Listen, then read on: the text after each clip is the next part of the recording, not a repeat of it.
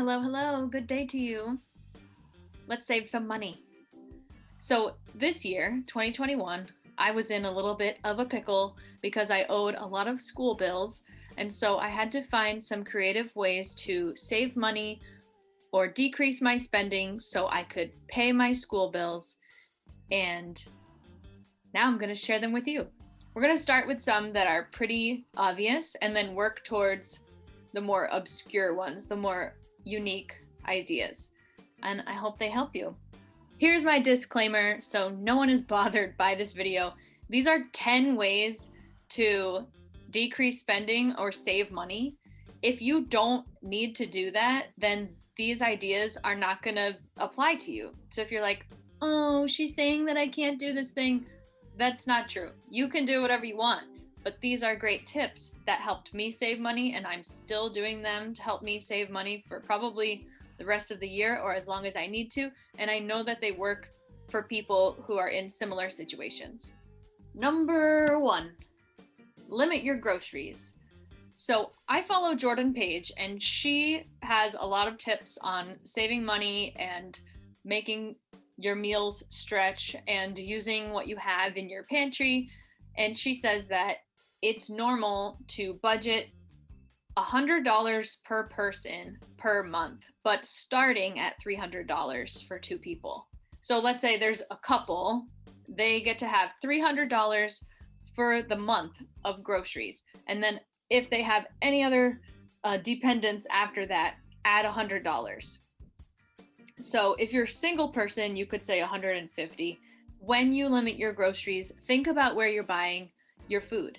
Around here, I live in New England, we have Shaw's as a grocery store, and Shaw's is expensive, and people know that, but it's one of the only stores around here. It's the only grocery store in my town and a town over. But if I go towards a different direction, go towards New York State, then there are other grocery stores there, still in Vermont, but near the New York border.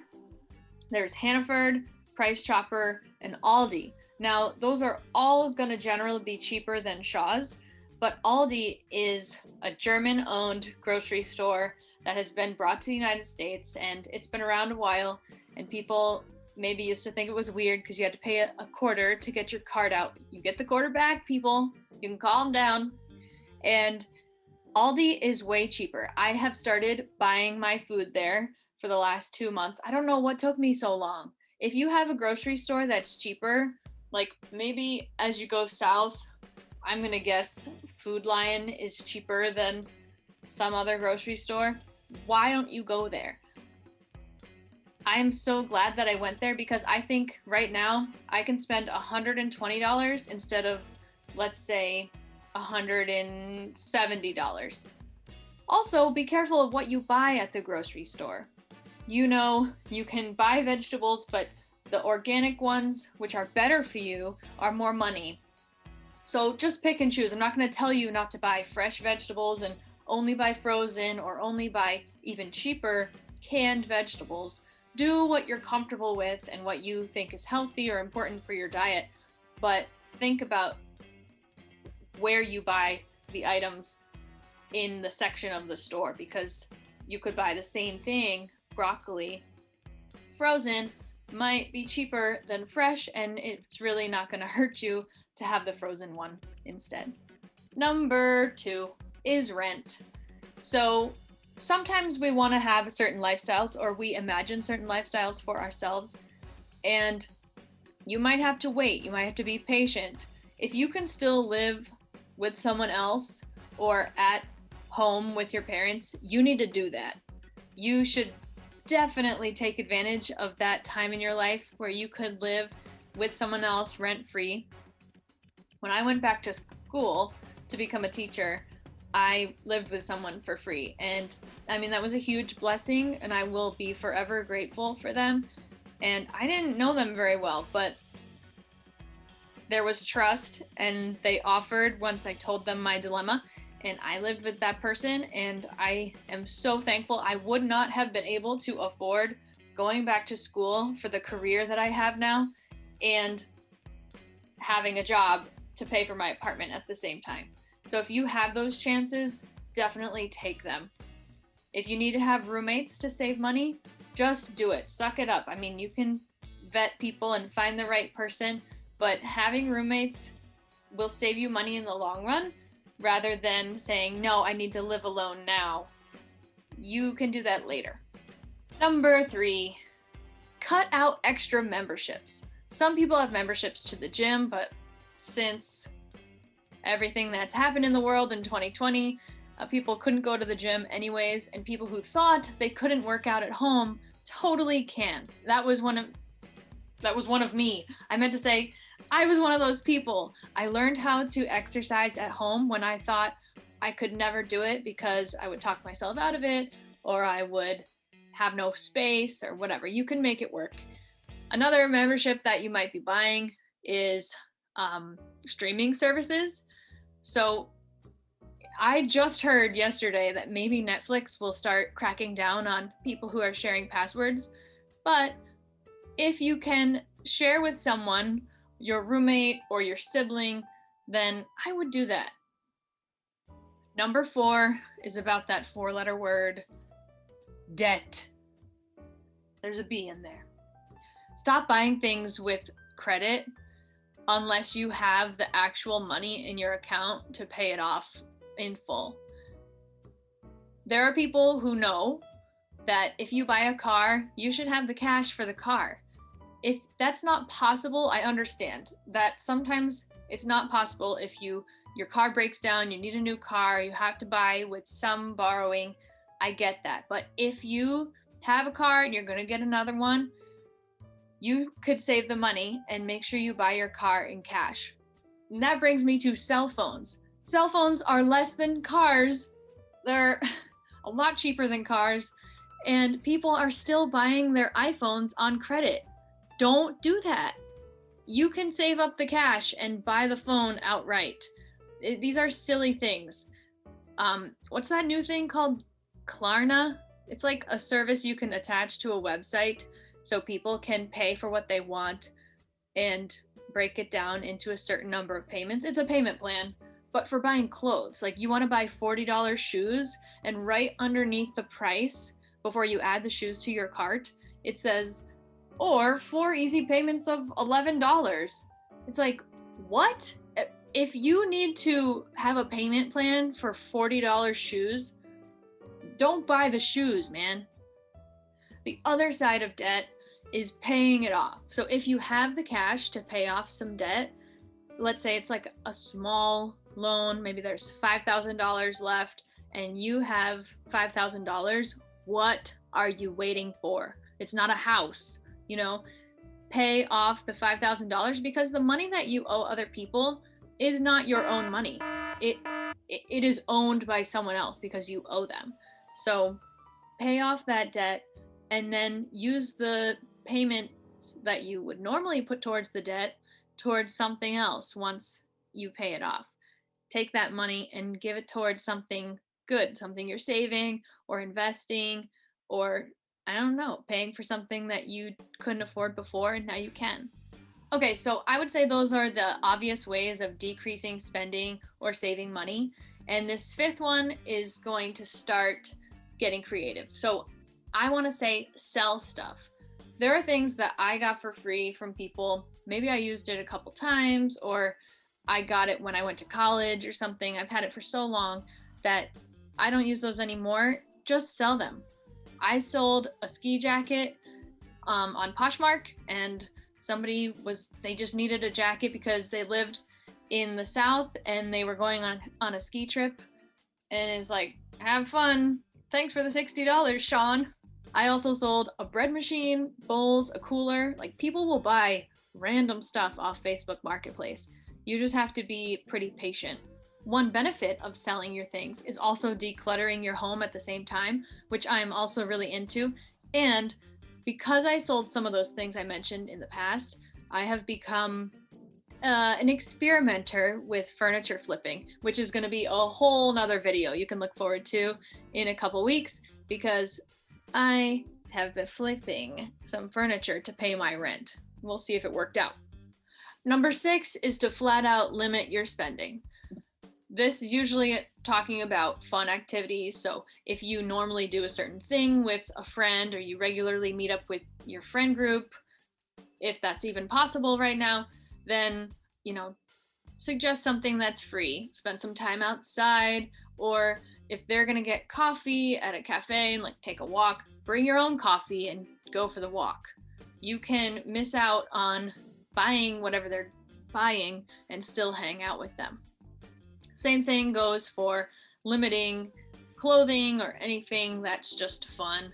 Like if you normally buy games or shoes or jewelry or whatever, just stop doing that. Tell yourself, I'm cut off right now, I'm on a spending freeze, and you will be shocked at how much money you save, because normally when we buy these things, we're not paying attention to how much it actually is per month.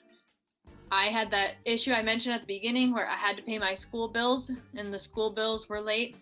I'm not talking about borrowed money. Like, I don't have loans on these school bills right now, and I just owed immediately because I'm paying it as I go through the classes.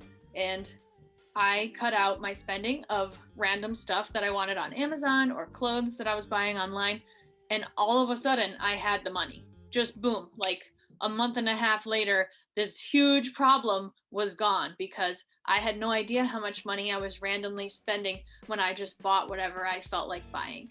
Number 7 is don't be a sucker, aka stretch what you have.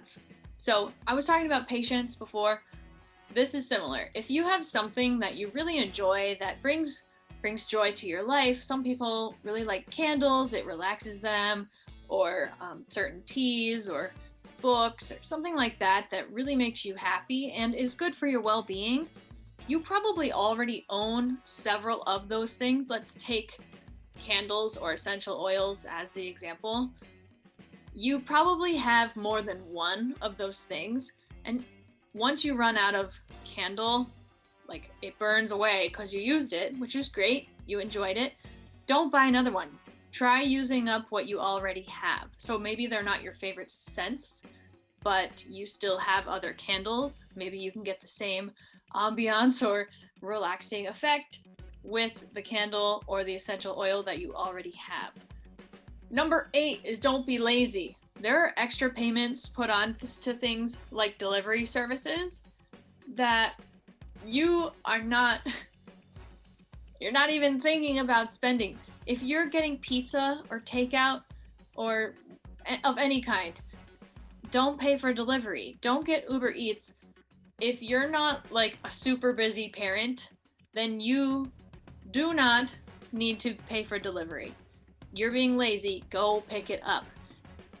Second to last, number 9 is subscriptions. So what subscriptions are good and what subscriptions are bad? Okay, I have paid for subscription boxes before. I know what this is like. So the bad ones, I'm talking about things that you don't need, where you're just like, this is so fun. It's like I got presents for myself every month. So I have had FabFitFun. I did it for one season last summer. There was like the sign-up sale that you can get. Your first time is way cheaper. And then I immediately canceled. So you don't need to spend money on stuff like that. Similar to Stitch Fix, I know that they pick out clothes for you, which I have paid for that too, like 5 years ago. And most of the stuff that they pick, you don't want anyways. Same with FabFitFun or CosBox or whatever. It's like they're these treats. They're like fashion things or spa things or whatever. But if you're receiving skincare products that you can try, they're nice, but they're not usually the ones that you would buy anyways, or you already have a routine of what you want to use on your skin, or you already have a style, and then they send you a bag or sunglasses or something like that, and you're like, well, I don't love it, but I paid for it, so I guess I'll keep it. That's a waste, right? You could pick out exactly what you want and buy it yourself. If you're waiting for what you're looking for, you will find exactly what you want, and then you will own it. You won't have this extra stuff that you got in your subscription box that you feel like you have to pay for and then keep. The pros to subscriptions are if you get products that you need, like hygienic products, like deodorant or skincare products, or even feminine care products, those come in subscription boxes. And if you buy the subscription or sign up for the subscription, it's cheaper. So it'll tell you right there, like if you subscribe to the service, you need deodorant, you need tampons, or whatever you want to use. And then it's cheaper if you sign up for the subscription. So that's okay. Those are things that you need. And you need to eat, but you do not need to sign up for HelloFresh. It's great. I've also had that before in the past, about 4 years ago. And HelloFresh is convenient and the food was good. But I could save way more money and packaging in the environment by not signing up for HelloFresh. I don't need that. It's a subscription service that is not as cheap as just doing it myself. And the last one, number 10, people are going to get mad about this, but it's change your phone plan immediately. Immediately. There are numerous phone plans that you could sign up for that are like $30 to $50 a month for the same thing that other people pay for like $60 to $90 a month. There are tons of phone plans and they have good coverage now. You can always bring your number. That's like a given at this point. You can bring your own phone. You can buy their phones outright. They're unlocked phones. They're like month-to-month contracts sometimes. You don't have to lock yourself in. You can get the same service, the same unlimited stuff, and save at least $30 a month. Think about how much that saves you. So don't be clinging to your phone company just because you've always been with them or you like the name, you think it's like the best. Why don't you give these other ones a shot? They tell you everything in advance. They show you the coverage map. If it's viable, what are you waiting for? Some of the phone companies you could use are Boost Mobile, Republic Wireless, Virgin Mobile, Google Fi. Those are off the top of my head. I know that those are cheaper. And so if you're sticking with like the cool one, just get rid of it. Switch right over. What are you waiting for? Okay, so I am right here with you. If you are trying to save money and decrease your spending, that is what I am in the middle of doing. Right now, it is mid-March, so I've been doing it for 2.5 months, and I am paying off those school bills. Things are important, and after I pay off my school bills, as I'm going through my classes, I'm probably going to keep doing this because I will be able to save money for things that I thought I could never have. Or I'm going to get, not a head start, but I'm going to catch up on some of my other savings accounts, like ones that I put towards house down payments and vacations or whatever. Whatever is up to you. I will be coming at you with a part 2 to how to save money or decrease your spending. And so look for part 2. Much love, Sam. Oh my gosh.